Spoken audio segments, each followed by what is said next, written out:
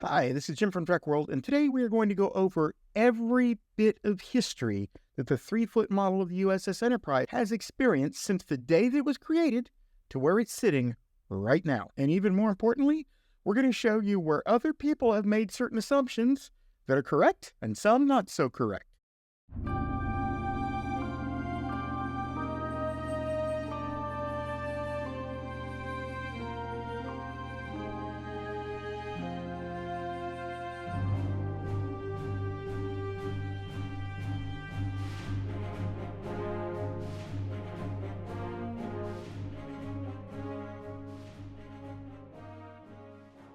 Now, before we actually get into the meat of this particular video, I have an unusual request for some of you.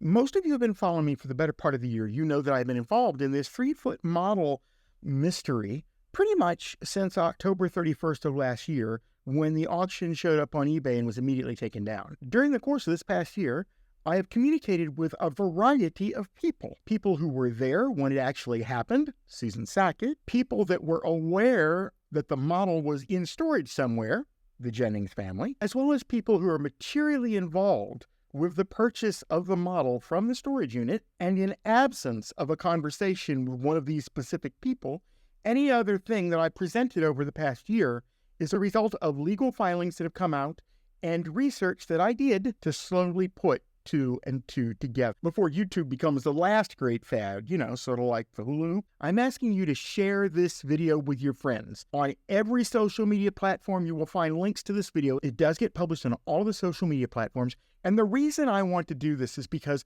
I broke this story before anybody else did. I put all of this together, and at the end of the day, if nobody remembers my name, if nobody remembers Trek World and all of this, I can live with that. But what I can't live with is this community as a whole not at least taking credit where credit is due. You all have been with me every step of the way. You've sent me questions, you sent me comments, you've attended the live streams, and you pointed me in directions I never would have gone had it not been for you. And I would just like, for once, the little guy not to get overlooked.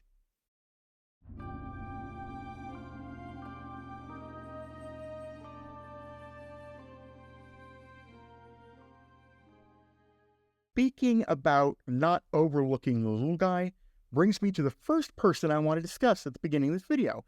There's a gentleman out there by the name of David Shaw, and I need to acknowledge his work because it was critical to the preservation of the history of this 3-foot model. Sometime after the year 2000, David took it upon himself to build an exact replica of the 33-inch model, which had been presumed lost for over 25 years when he set out to do this. His journey would take him the course of several years, but as he went along, he began to acquire and document everything he could about the history of the model. No matter how innocuous the fact sounded, he would make a note of it.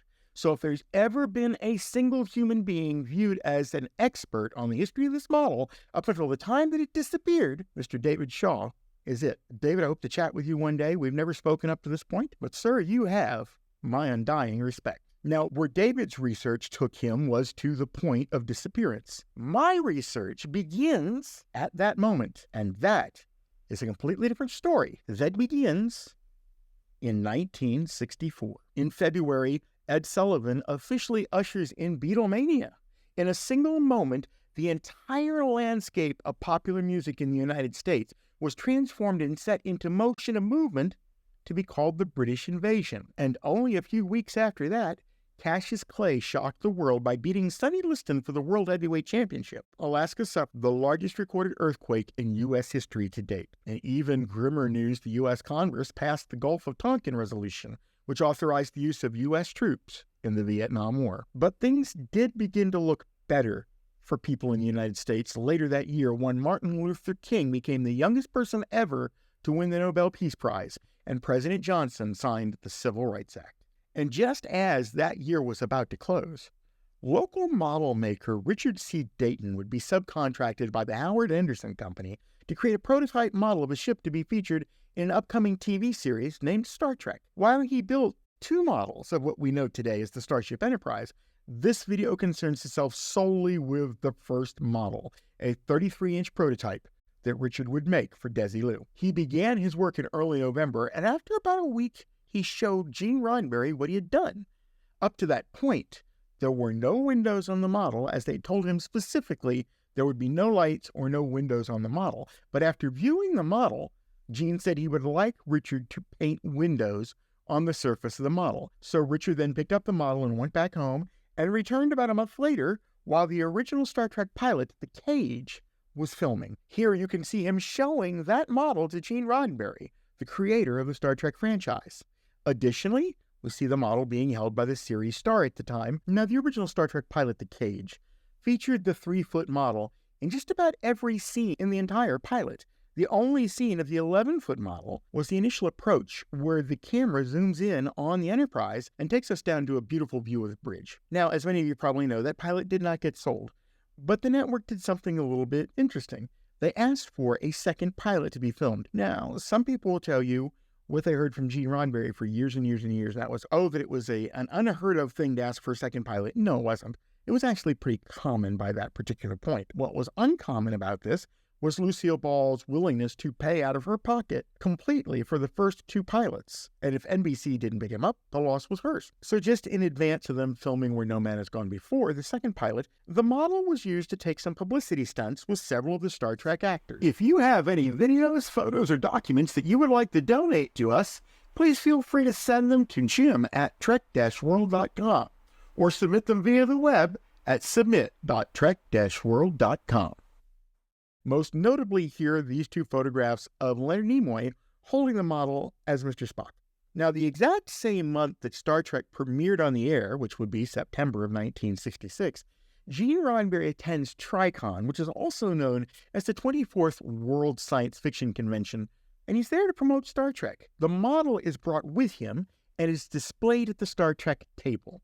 The model is still in the process of being updated to the same physical appearance as the 11-foot model, because there had been some changes, but they hadn't completely finished the work. As you can see here clearly, the registry decals haven't even been placed on the nacelles. As well as the nacelles were noticeably drooping at this point, it is possible that this was also reflective of the fact that the nacelles themselves had not yet received their final adhesive attachment to the pylon. Now, I also would like you to take a note. Notice that the model also has something attached to the bottom that it's resting on. This may have been preliminary work, as Dayton recorded that he didn't complete the model and its gooseneck stand until 3 months later in 1966. So this had to be something that they were using in the interim to display the model sitting up. Then finally, in December of 1966, the model is returned to Gene Roddenberry. It has been fully detailed, and it matches the 11-foot model. They used that opportunity to shoot even more publicity photos with the cast. Now, we're going to take a brief pit stop. The image you're seeing here is of Gene Roddenberry at the 1967 NYCon. That was the 25th annual World Science Fiction Convention. I'm pretty certain he had the model with him at this time in New York City, but I've not been able to find any reference or photos of it in my research. The reason that I believe it was there was, 1, he took it to TriCon, 2, he would take it to other conventions, which you're going to see in a moment, and 3, he never missed an opportunity for promotion. So I'm including this photograph here because I know many of the folks who attended NYCon 3 that year will probably see this video. And if you have any information or photos concerning a sighting of the model, please contact me at jim@trek-world.com. Now, in December of 1967, during the second season episode, The Omega Glory, the Viewmaster Corporation came on set to photograph elements for a special set of discs they were going to be making on Star Trek.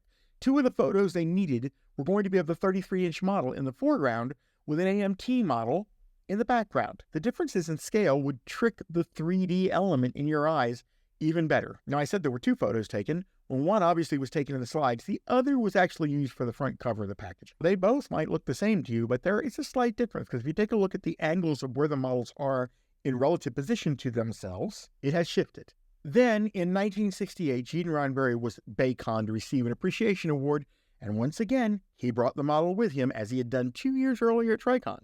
And then finally, in December of 1968, the model was used as a screen prop, of all things, in the episode Requiem for, in what would turn out to be a fitting bookend for such a short career. The model has the distinction of being the very first model ever filmed for Star Trek, and the very last model that was ever filmed for Star Trek. It would be 10 years until it was filmed again in a filming session that everyone forgot about.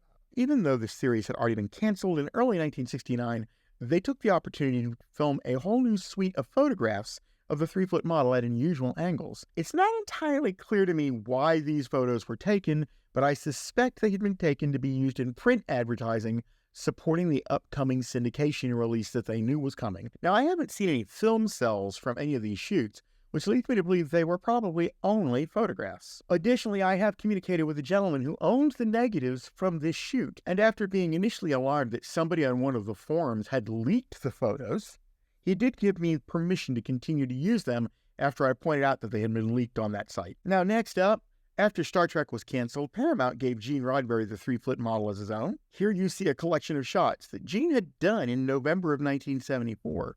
Now, I attended one of Gene's Inside Star Trek lecture tours that he did in the 1970s, and I specifically remember seeing the top left-hand photo in the print advertising in the newspaper of the time. Now, at some point in late 1978, someone at Paramount thought it would be a neat idea to actually have a holographic photo of the Enterprise present at the premiere cast party when the movie was released. Now, while no one's been able to determine who made the actual request, it was requested via John Paul.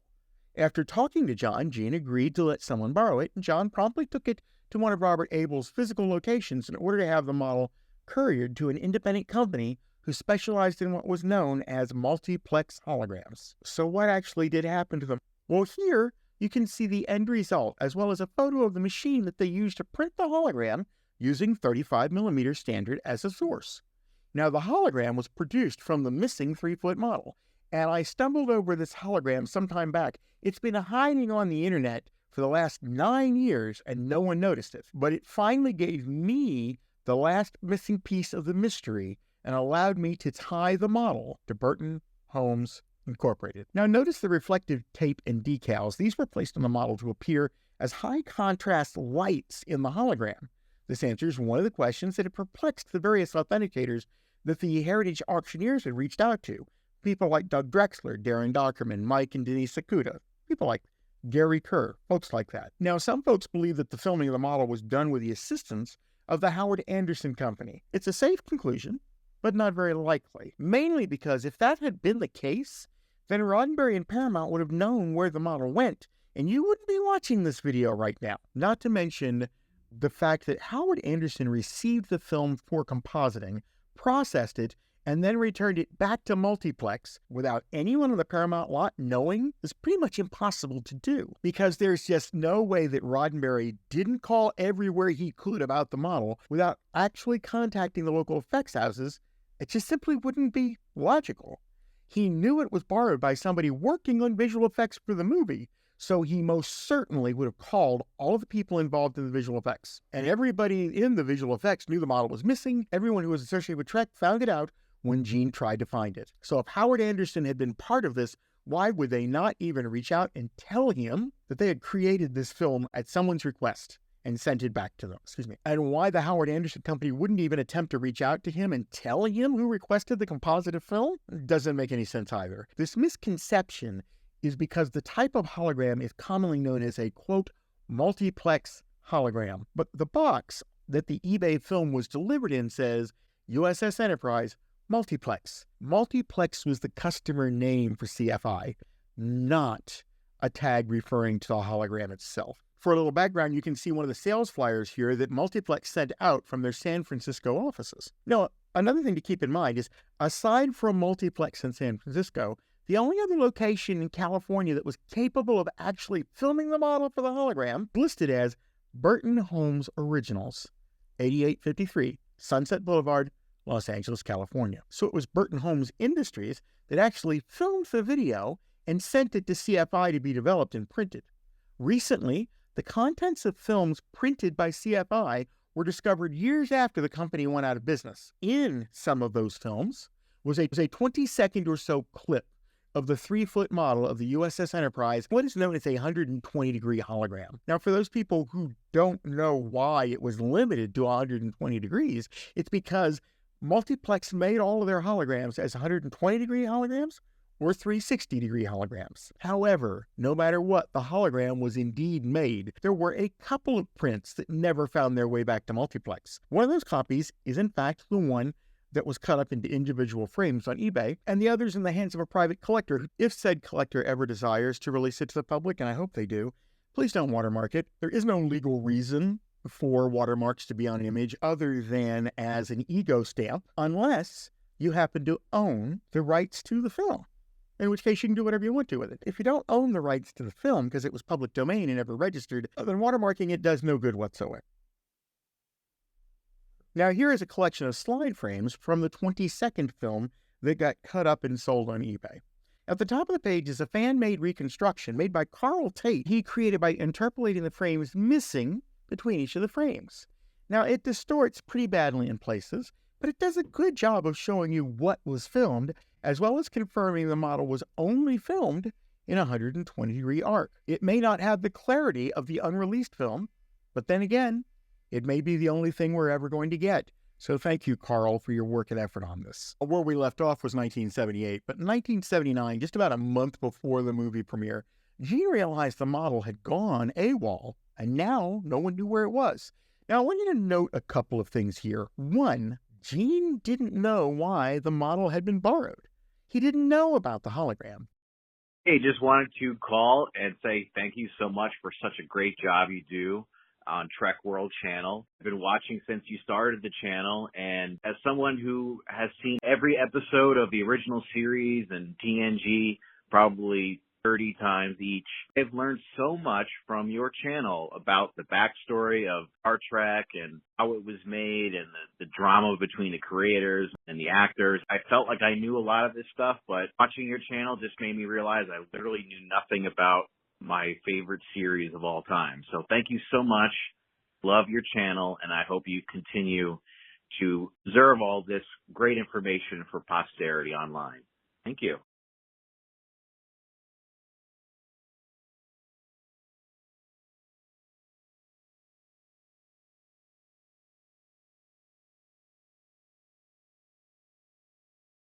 When I reached out to Susan Sackett, she clearly reinforced to me in the quotes that you see here that they knew the model had been delivered by John to Robert Abel's location. It had not been delivered to any other effects house. It was given to Robert Abel. And this is significant because neither her nor Gene was aware of the hologram either. As far as I know, the only remaining person who can speak to whether or not they were aware of the hologram would be John Pavel, but in all honesty, he didn't. Because if he remembered it, he would have told Gene about it. It's this breakdown in communication here of BHI ending up with a model to make the hologram that resulted in a 50-year mystery. So who exactly was BHI? And what does it have to do with a model showing up in 2023 inside a storage unit in the Los Angeles area? Well, the company that actually was asked to produce the hologram, which was a joint endeavor between Burton Homes International and the Multiplex Company. BHI would operate a showroom named the Odyssey Image Center on Sunset Boulevard to showcase the holographic work that they did as HoloLabs. Multiplex employee Joe Belt confirmed that the hologram was commissioned as a decoration for the cast party at the opening of the movie. However, HoloLabs and BHI were never making enough money to pay their bills. This is a condition that would be the final contributing factor to the disappearance of the model, because in 1985, the building housing the Odyssey Image Center got sold, and the contents of the entire building were packed up and placed in storage. Those contents included the 3-foot model, which had never been returned to Paramount via Robert Abel's team, as well as literally the entire storefront from Odyssey containing their inventory, equipment, window signages, and more. One of the owners of BHI, Roger Hollingsworth, signed the lease on the storage unit in 1985. 4 years later, he was taken from his family way too soon as a result of congestive heart failure, and the secrets contained in 3 storage units in Van Nuys died with it. Nothing more was heard about storage units until 2004, when over 1,000 reels were found belonging to BHI.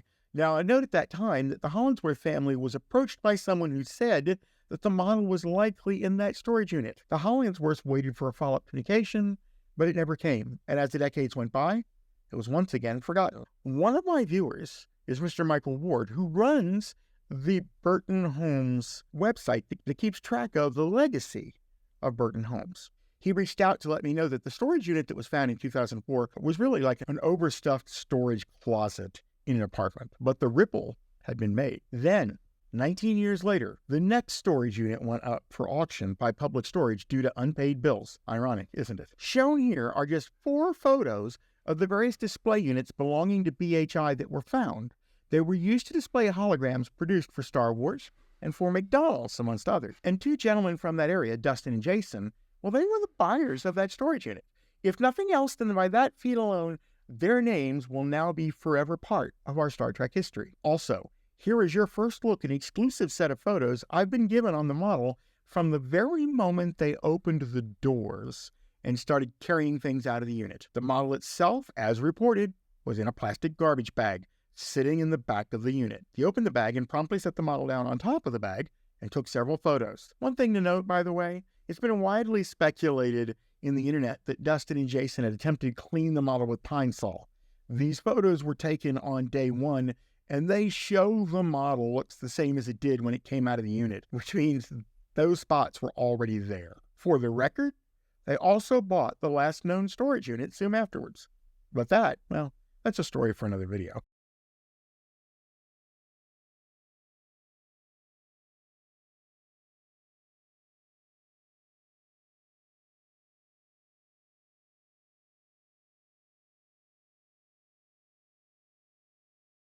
So now let's get up with the fun stuff, like this right over here.